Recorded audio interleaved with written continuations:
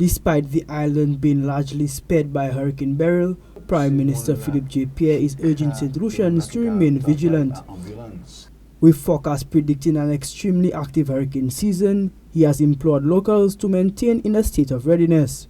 In a national address during the hurricane watch, the Prime Minister highlighted the significant risk of capital loss during such storms. This is one of the things I lose sleep over.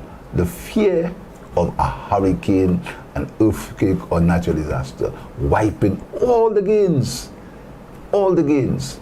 And if there's one thing that the country should get together on, it's over natural disasters. We should get together. There is no need for us to play one-upmanship or political games or misinformation, hoping we can score some points when it comes to disaster. Because no government can control it, no prime minister can control it, and we have to ensure that the country stays together, if only to deal with matters of natural disasters. Yeah. We are in July and we're speaking about a Cat 3 and 4.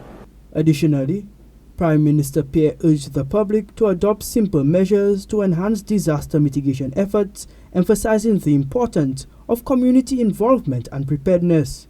There are very simple mitigation things we can do. Very simple. And we said so over and over again. You cannot stop. There are things you can't control, but there are simple mitigation things you can do. Basically, buying guttering on your roof. We can do it piece by piece. We can avoid, or we can forego some expenditure to buy a piece of guttering.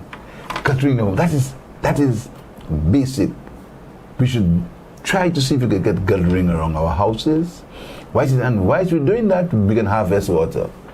Rainwater harvesting. Rainwater harvesting. Yeah. That would help in many, many instances. Especially given the water supply issues. Exactly. Landslides, etc. We'll get some support, some help. The country's leader was also adamant that national development moving forward will take climate resilience into account. All government structures will be built with climate resilience in mind.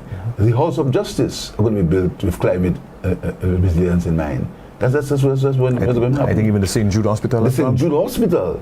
In fact, almost St. Jude Hospital. And you know, it's a broader picture.